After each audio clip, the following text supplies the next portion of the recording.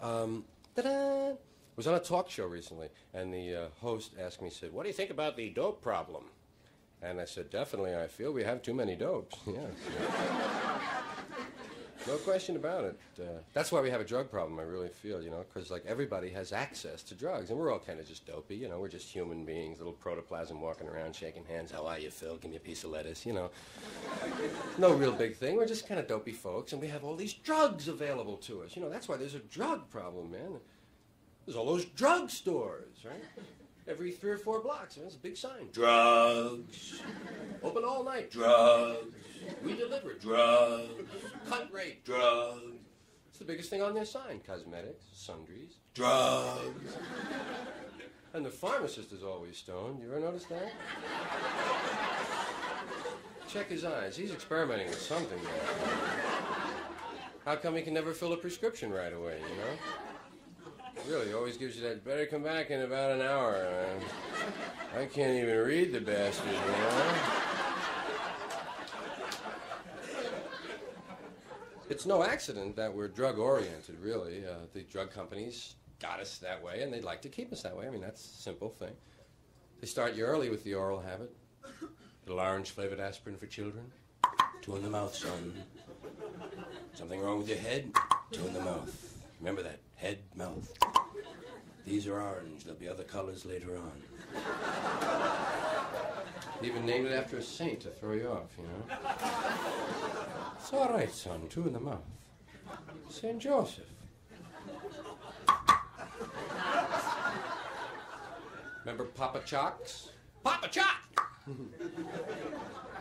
You know, guy goes to a dance when he's 13. "How's your head?" 2 in the mouth, man, you know. Mom's got her fix. Coffee freaks running around. Alcohol. You know, that's the biggest, of course, and most abused. And incredible. 50% of all traffic deaths. No, yes, that's about 25,000, right. 50% of traffic deaths. 40% of all arrests, traceable. 50% of all first admissions to mental institutions, traceable to alcohol. And then, of course, there's diabetes, gout, high blood pressure, heart disease, insanity, divorce. So I always say, "Drink up, Shriners," whenever I see a couple of them, you know? When they talk about drugs, they don't talk about all of them. That's the problem. They don't mention coffee. The low end of the speed spectrum, I grant you. But there are coffee freaks, and they're walking around, nobody, you know, worried about it or anything. Mrs. Olson never tells you about that mild speed lift, you know? Because she's shooting freeze-dried Folgers, right? But you've seen the coffee freak in the office, haven't you?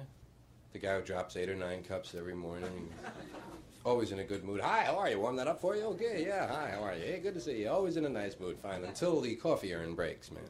Then he's the first cat over. "What do you mean broken, man? Well, plug it in, man. Turn it around. Never mind, man. Put some water in. Holy shit, man. Turn the plug around, man." And then he goes out and scores because he's the one who's hooked, right?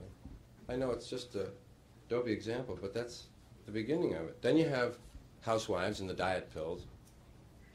Mom found out there's a lot more than dieting in those pills, man. Help you grind your teeth and feel great, too. Keep on the phone a lot. "Hi, how are you, Marge? Anyway, look at that. How are you?" "Where are you going, Mom? Shopping at midnight?" "Well, they're open, you know. Never mind. I'll see you later, man." And athletes got into uppers, college athletes. The right wing's last line of defense on campus. And they're doing amphetamines. Remember when being up for the game used to be kind of a spiritual thing? Now, man, "You up for the game?" "Been up all week, man."